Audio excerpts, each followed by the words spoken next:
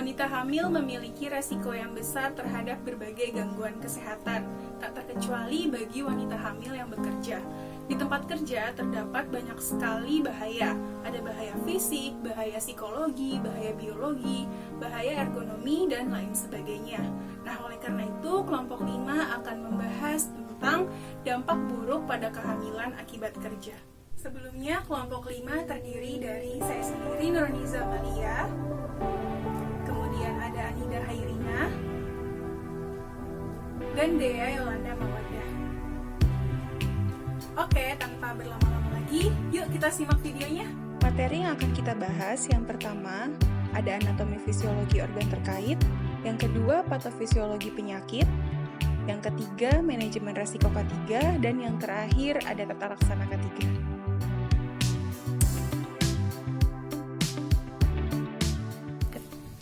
Secara anatomi, sistem reproduksi wanita dibedakan menjadi dua, yaitu genitalia eksternal dan genitalia internal.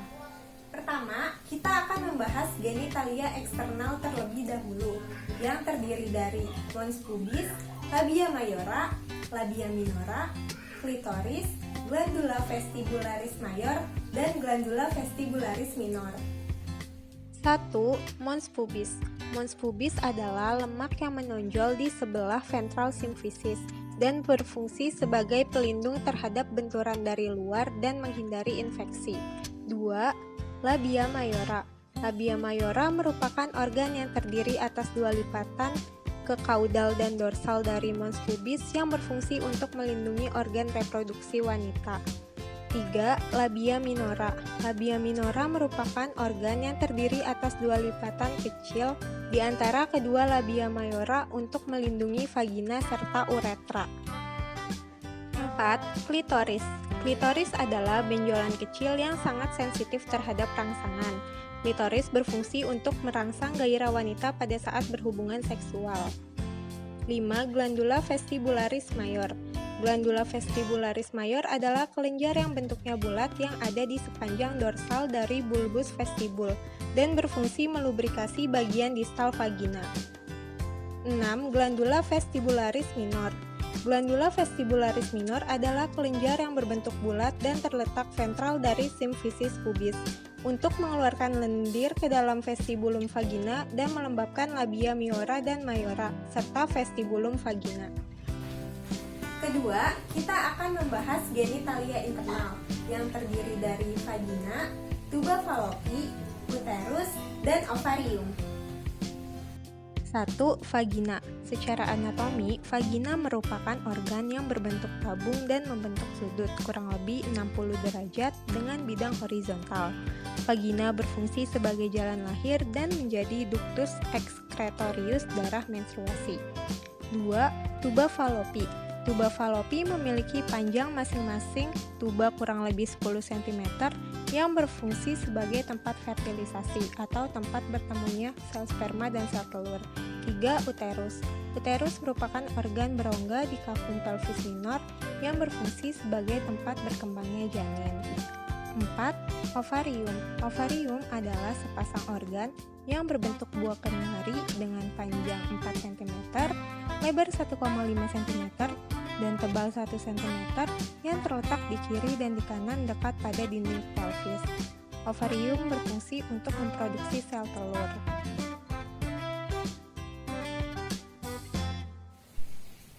Wanita yang bekerja pada malam hari akan terekspos cahaya sehingga mengganggu irama sirkadian tubuh. Hal tersebut akan mengganggu pengeluaran hormon melatonin. Hormon melatonin sendiri merupakan hormon di dalam tubuh yang pengeluarannya dipengaruhi oleh cahaya. Hormon melatonin berfungsi untuk mempertahankan plasenta pada ibu hamil. Tidak hanya melatonin, kerja shift malam dapat menyebabkan gangguan hormon pada wanita. Misalnya, peningkatan pengeluaran hormon stres dapat menyebabkan keguguran dan BBLR pada bayi. Manajemen resiko yang dapat dilakukan adalah yang pertama dengan menerapkan engineering control, yaitu menyesuaikan tempat duduk bagi pekerja wanita yang hamil agar lebih ergonomis. Contohnya di sini perusahaan menyediakan bantal khusus untuk ibu hamil agar pekerja wanita yang hamil tetap merasa nyaman ketika bekerja, sehingga dapat meningkatkan produktivitasnya. Manajemen resiko ketiga yang kedua yaitu adalah menerapkan pengendalian administrasi kontrol. Nah, apa aja? Yang pertama yaitu memberlakukan larangan bekerja pada pukul 23 sampai pukul 7 pagi. Yang kedua, memberikan asupan gizi seimbang dan juga menyediakan fasilitas antarjemput bagi pekerja wanita yang hamil. Yang ketiga, memberikan pengalihan tugas tanpa mengurangi hak pekerja itu sendiri. Jadi di sini pengusaha wajib merencanakan dan melaksanakan pengalihan tugas bagi pekerja wanita tanpa mengurangi hak-haknya bagi perusahaan yang karena sifat dan jenis pekerjaannya tidak memungkinkan mempekerjakan pekerja wanita hamil. Dan yang terakhir, perusahaan memberikan cuti hamil bagi pekerja. Manajemen resiko ketiga yang terakhir adalah menggunakan alat pelindung diri atau APD. Nah, APD yang dapat digunakan antara lain masker, kemudian sepatu tanpa hak atau flat shoes, dan juga APD lain yang disesuaikan dengan pekerjaannya.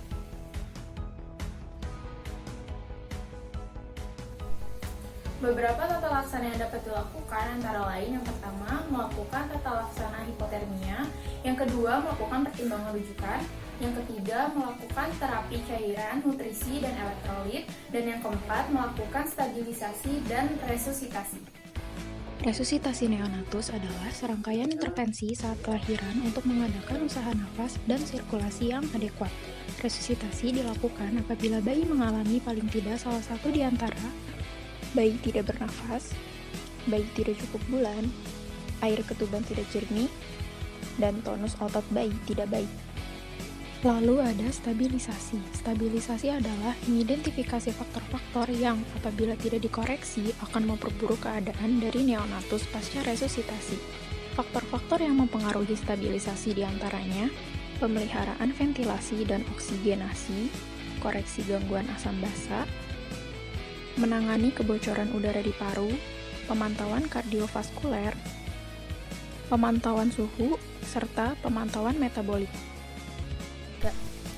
Sekian video dari kami, kurang lebihnya mohon maaf. Terima kasih.